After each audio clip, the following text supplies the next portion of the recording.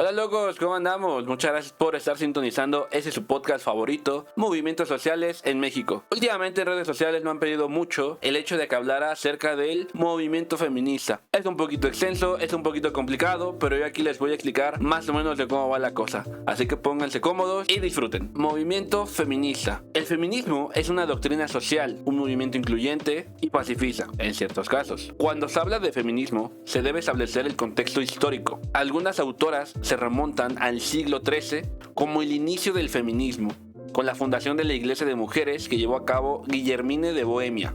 Pero podemos hablar de tres grandes corrientes feministas. El feminismo premoderno inicia con la obra de Barré. Es un hombre el que es considerado como el padre del feminismo. Después surge el feminismo moderno, iniciado por las sufragistas en Europa Occidental después de la Revolución Francesa. Y el feminismo contemporáneo, que abarca el neofeminismo de los años 60 y 70 del siglo XX. En México, los hombres y las mujeres son iguales jurídicamente, pero no se ha logrado una verdadera equidad y las mujeres siguen con la lucha para lograr las mismas condiciones de vida que los hombres, en el plano político, laboral, social, educativo y cultural. Origen del movimiento. Ha tenido un fuerte impulso ante el aumento de la violencia de género, visible obviamente en el incremento de los feminicidios y las ofensivas declaraciones como son las figuras públicas encargadas de proteger los derechos humanos, cosa que no han realizado absolutamente nada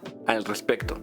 Este apartado llega a ser un poquito más largo de lo habitual porque voy a mencionar dos cosas: características principales del movimiento y los principales líderes o exponentes del mismo. Primero empezaremos con las características. Este movimiento llega a ser heterogéneo. Está constituido por grupos feministas de diverso origen, con diferentes posturas, tanto políticas, y focalizados en distintos problemas relativos al contexto. No existe un organismo único que nucle a todas las organizaciones feministas ni que pueda imponer su visión por sobre la de los demás grupos feministas. La segunda característica es pacifista.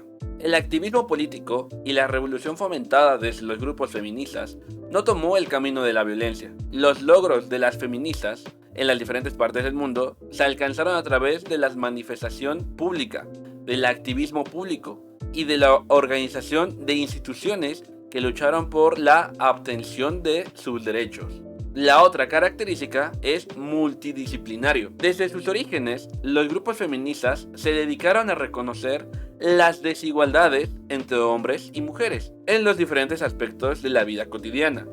En ese sentido, los enfoques feministas atravesaron todas las ramas del conocimiento de las ciencias naturales y sociales. Algunas figuras públicas o reconocidas como antecedentes de ese movimiento son las siguientes: Christine de Pizan, autora de La ciudad de las damas, defendió una imagen positiva del cuerpo femenino, acusó la costumbre de la violencia y abogó por el acceso de las mujeres al conocimiento.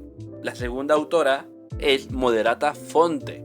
En sus obras literarias, El mérito de la mujer y La justicia de la mujer, critica las costumbres de los hombres, cuestiona la desigualdad en las relaciones privadas y reivindica la importancia del acceso de las mujeres a la educación. Amarie de Gournay, filósofa y escritora, publicó más de 10 obras en las que argumentó en contra de la desigualdad entre mujeres y hombres. Participó activamente en clubes de política y puso en el eje del debate intelectual la subordinación de la figura femenina.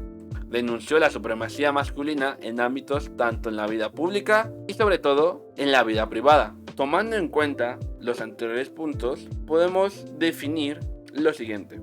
El feminismo en México ha sido una fuerza poderosa que ha generado importantes cambios tanto en la sociedad como en la política en las últimas décadas. Sin embargo, aún queda mucho por hacer para lograr la igualdad de género y erradicar la violencia machista.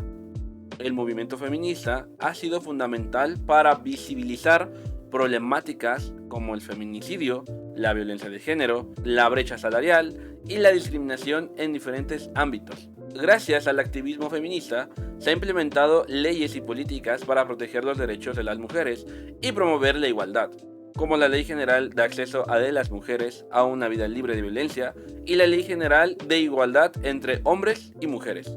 Además, el feminismo ha generado importantes debates y reflexiones en la sociedad mexicana, sobre la cultura machista arraigada y la necesidad de transformar las estructuras patriarcales.